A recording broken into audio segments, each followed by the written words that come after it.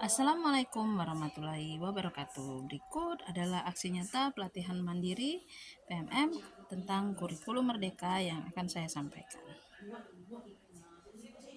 Perkenalkan, saya Laila Ganjar Kadarwati, guru geografi SMA Negeri 4 Lahat, Provinsi Sumatera Selatan. Mengapa kurikulum berubah ya? Nah, jadi di sini kita masuk ke pemahaman mengapa kurikulum itu berubah dari waktu ke waktu. Apa itu kurikulum? Kurikulum adalah sesuatu hal yang kompleks dan multidimensi.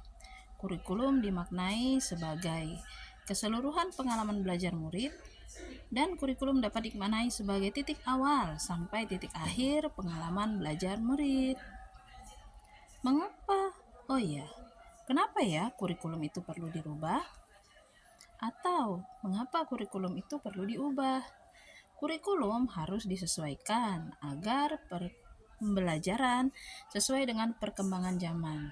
Dengan perkembangan zaman digital yang semakin canggih, pendidik harus belajar menggunakan teknologi agar pembelajaran lebih bermakna dan bisa mengikuti perkembangan zaman. Dan juga, kurikulum itu juga ternyata perlu diadaptasi. Kondisi sekolah yang berbeda-beda di seluruh penjuru Indonesia. Setiap sekolah di Indonesia memiliki kondisi yang berbeda-beda. Dengan demikian, sekolah membutuhkan pembelajaran yang sesuai dengan kondisi tersebut agar lebih optimal. Jadi, kurikulum bisa diadaptasi terlebih dahulu agar sesuai dengan kondisi ini. Jadi, kurikulum di sini disesuaikan dengan keadaan sekolah masing-masing dan juga kearifan sekolah di tempat sekolah itu berada. Selanjutnya, oh iya, kurikulum itu kan pada intinya ada dalam kegiatan pembelajaran. Kurikulum dalam kurikulum merdeka itu disebut sebagai kurikulum operasional satuan pendidikan atau kita sebut sebagai KOSP. Kurikulum itu sifatnya dinamis, sehingga kurikulum dapat mengikuti perubahan zaman dan sesuai kebutuhan satuan pendidikan. Kurikulum itu juga harus dievaluasi secara berkala setiap waktu, setiap tahun, sehingga bisa menyesuaikan dengan keadaan yang ada.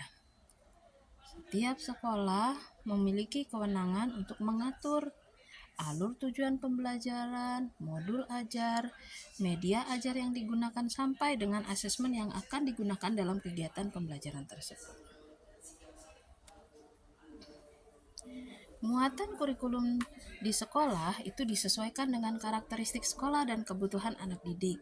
Jika di daerah itu banyak fokus ke dunia pertanian, maka ada baiknya kurikulum itu disesuaikan dengan perkembangan masyarakat sekitar. Jika di daerah itu banyak terdapat daerah industri, maka kurikulum juga disesuaikan dengan kebutuhan daerah setempat.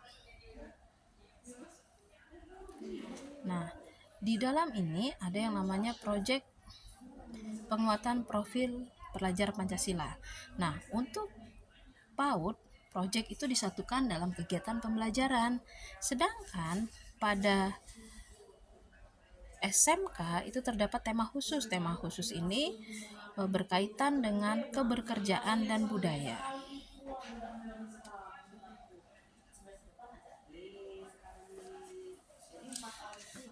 Prinsip umum pembelajaran. Pembelajaran dan asesmen merupakan bagian yang sebaiknya tidak dipisahkan karena guru dan peserta didik perlu memahami kompetensi yang dituju.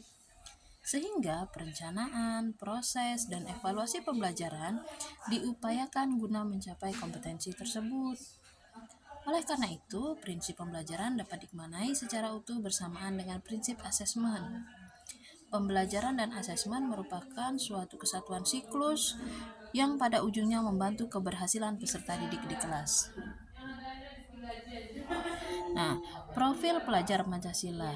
Pelajar Indonesia merupakan pelajar yang sepanjang hayat, yang kompeten, berkarakter, dan berperilaku sesuai dengan nilai-nilai Pancasila. Nah, di sini untuk kurikulum merdeka itu ada fleksibel sekali ya. Capaian pembelajaran disusun per fase, bukan per tahun. Jam pelajaran disusun per tahun, bukan per minggu.